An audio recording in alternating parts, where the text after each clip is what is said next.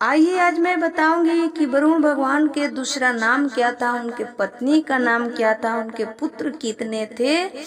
तो आप सभी ऐसी जानकारी के लिए मेरे वीडियो को सब्सक्राइब कर लीजिएगा, लाइक कर दीजिएगा और शेयर करना बिल्कुल ना भूलिएगा। तो वरुण भगवान का दूसरा नाम खगोल में खोजबीन करने के बाद यह अज्ञात ग्रह 23 सितंबर 1846 को पहली दफा दूरबीन से देखा गया और इसका नाम नप्टयून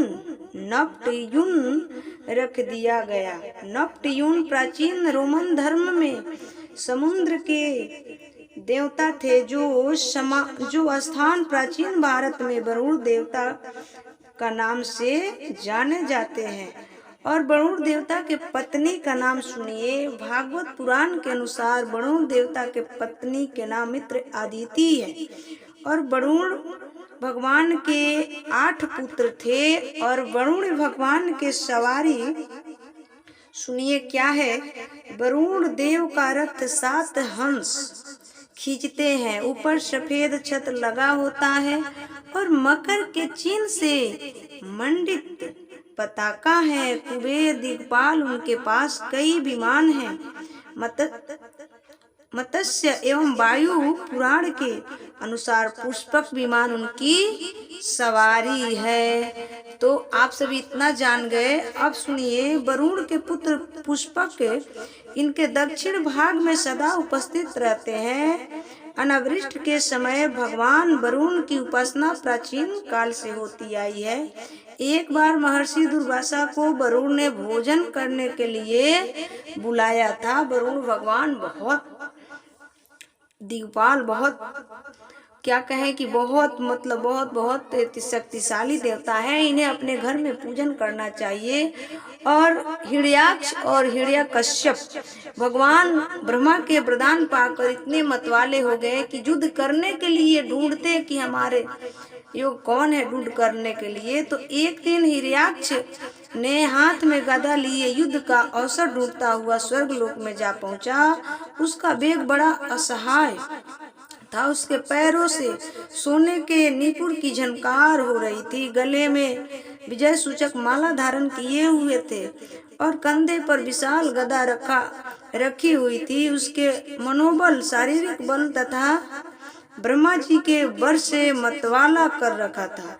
इसलिए वह सर्वथा निरंकुश और निर्भय होकर घूमता रहता था। उसे देखकर देवता लोग डर के मारे वैसे जहां तहां छिप गए, जैसे गरुड़ के डर से सांप छिप जाते हैं। जब दैत्यराज हिरण्याक्ष ने देखा कि मेरे तेज के सामने बड़े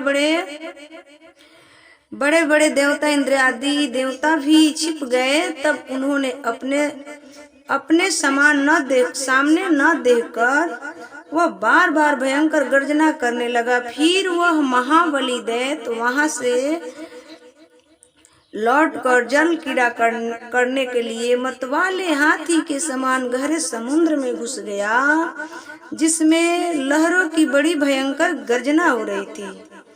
ज्यों ही उसने समुद्र में पैर रखा कि उस डर के मारे वरुण के सैनिक जलचर जीव हक्का बक्का हो गए और किसी प्रकार की छेड़छाड़ न करने पर भी वे उसकी धाक से ही घबराकर बहुत दूर भाग गए। महाबली हिरण्याक्ष उनको वर्षों तक समुद्र में घुमाता और सामने किसी प्रतिपक्ष को न पाकर बार बार वायु वेग से उठी हुई उसकी प्रचंड लहरों पर ही अपनी लोहमयी गदा को आजमाता रहा।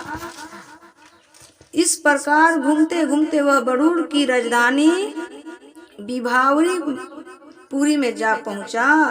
वहां पाताल के स्वामी जलचरों के अधिपति वरुण जी को देखकर उनकी हंसी उड़ाते हुए नीच मनुष्य की भांति प्रणाम किया और कुछ मुस्कुराते हुए व्यंग से कहा, महाराज, मुझे युद्ध की भिक्षा दीजिए। प्रभु, आप तो लोकपाल राजा और बड़े कृतशाली हैं। लोग आपको बका वीर समझते थे। उनके वीर्यमद को भी आप चूर्ण कर चुके हैं और पहले एक बार आपने संसार के समस्त दैत्य दानवों को जीतकर राजयश यज्ञ किया था। उस मनोमंत शत्रु के इस प्रकार उपहास करने से भगवान वरुण को क्रोध तो बहुत आया, किंतु अपने बुद्धि बल से वे क्रोध को पी गए। बदले में उसे कहने लगे, भाई हमें तो अब युद्ध दिखा ही नहीं देता, कोई हमें युद्ध नहीं करनी है। भगवान पुराण पुरुषोत्तम के सिवा हमें कोई ऐसा दिखता भी नहीं जो तुम जैसे रणकुशल वीर को युद्ध में संतुष्ट कर सके। दैत्यराज तुम उन्हीं के पास जाओ, वे ही तुम्हारा कामना पूरा करेंगे। तुम जैसे वीर उन्हीं को गुणगान किया कर